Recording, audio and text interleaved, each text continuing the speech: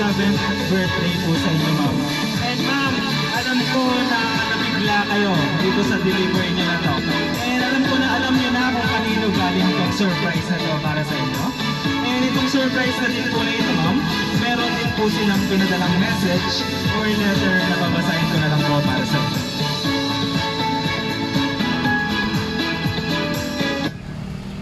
Ayan, basahin ko naman po yung letter nila.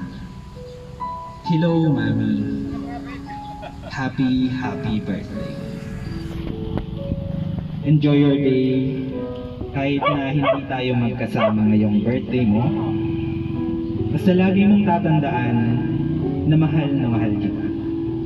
At lagi mong tatandaan na nandito lang ako palagi para sa'yo. Kaya naman ako nananahimik ng Valentine's at ngayon ako babawi para iwas gastos. Ayan, joke lang. Pero wish ko sa'yo, Mami, na mag-iingat ka palagi at alagaan ang sarili mo. Mahal na mahal kita. Again, happy birthday. I miss you and pasensya ka na. Sana nagustuhan mo tong simpleng sorpresa ko para sa'yo. And again, I love you so much and happy birthday from Mr. Christopher Ondes. Ayan, palakpakan naman po natin, Ma'am Criselda Ondes, 27th birthday, ma'am. And meron po ba kayong message para kay sender, para kay Mr. Christopher Ondes po?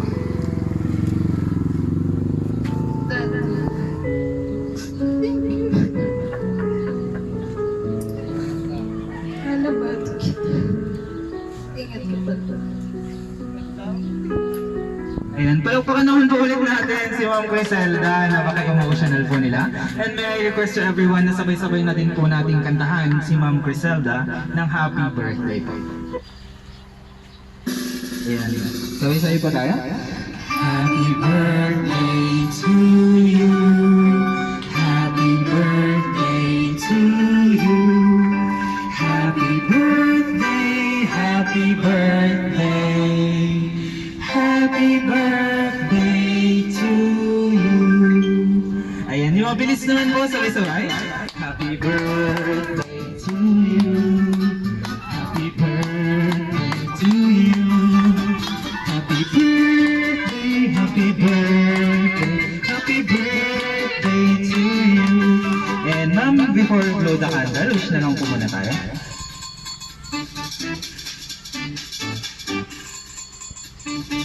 Ayan, and once again, happy 27th birthday sa inyo, Ma'am Criselda. And picture taking na lang po tayo.